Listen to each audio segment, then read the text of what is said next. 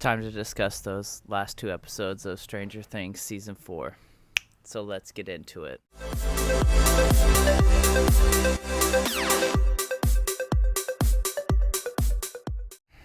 What is good, everybody? Richie here, and welcome back to the channel. Before we dive right into things, be sure to hit that like button.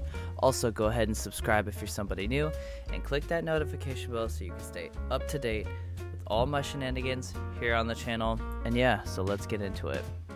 So this is fair warning to everybody listening and watching.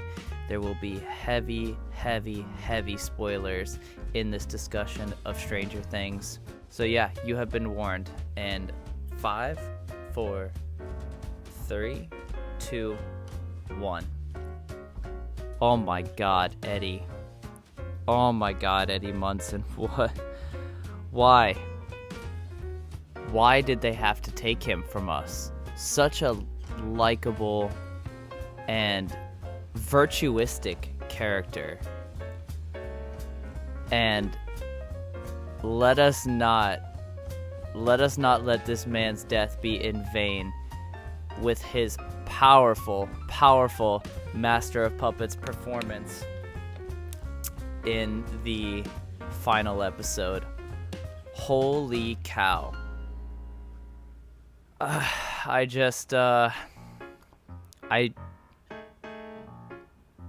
completely, I have to give credit where credit is due.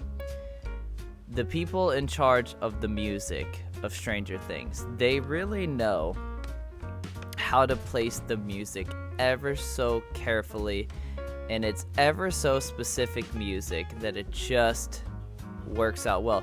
And I can also say the same thing for the show The Umbrella Academy. Same deal. Netflix is really getting good at placing perfectly associated music with the atmosphere and the ambiance of what's going on in the show. So I have to give Netflix credit, because that's something I feel is very difficult to place nowadays, is good music at the right time. And it just, wow, they really delivered. Also, we lost Max for about a minute, but we lost Max, and that was pretty crazy. I knew that Elle was gonna, it's like I said, it feels like a cliche, the trope of the character loses their powers but then has to learn how to get them back. And I feel as though Elle showed up at the right time. I knew it wasn't gonna be easy for her, and they really made it not easy. And the ending of it all, they destroy Vecna. Vecna gets destroyed, but now the world has leaked into the real world. The Upside Down has now fully leaked into the real world, and one can only speculate and wonder, where the hell are they gonna take this next? I'm speechless at how they left it. The cliffhanger is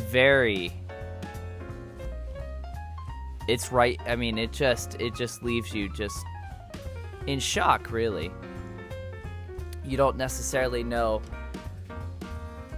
what the hell is gonna happen next. And I kind of like those open-ended areas where you almost, nothing really makes sense, they kind of just leave you like, wait, what the hell? Like, also, side note, Murray, I think, is my favorite character in the show. Murray, the man is absolutely hysterical, and he's just so, the man who plays Murray he's fantastic. He's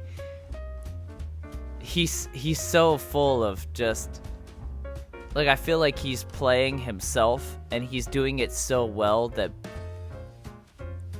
he's probably not even trying when it comes to acting. He's probably playing a version of himself, and I feel like it comes so natural from this man that everything he says or does is just loaded with humor, and they do a very good job of displaying that. And I don't know, I really love Murray. Murray's really growing on me.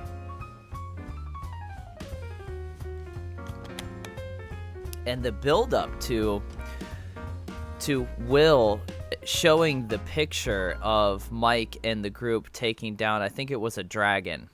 Very, very interesting, and I like how they were building it up to, you don't know exactly what's going on with Will. Clearly I was getting a vibe where he was falling in love with Mike, or loves Mike, or really looks up to Mike.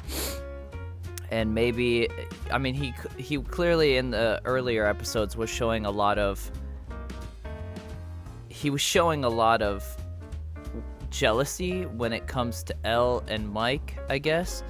And I don't know, I think it was a very interesting take on a friend who has become jealous in a way that may be romantic. I'm not entirely sure, but okay. I mean, I'm just curious to see what's gonna happen next.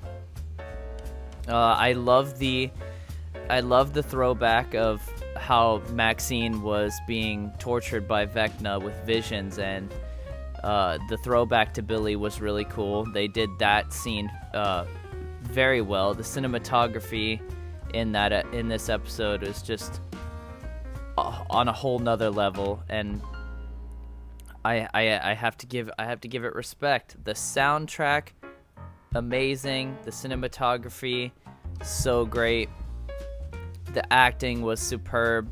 The whole crew, just as I said before, I think that Stranger Things, whoever does the casting and whoever does the cinematography, they just have a really good. I want to say that everybody in the show has such a gravitational pull toward each other that they mesh so well together. But it also could be the magic of the camera, and they might have that chemistry, or they might not, and it's just the well done camera angles, or I'm not sure. But yeah, they did a really good job with Stranger Things, and I love where it's going. I'm very interested to see where they're gonna take season 5. There's so many questions, and it just, how number 1 was Vecna the whole time. I mean, it makes sense for sure. This open-ended ending that they give you, it makes you, it just lets your mind wander, and I like how they ended it, and it feels so right, and it just drives home so well. And the fact that Will could still sense the upside down, and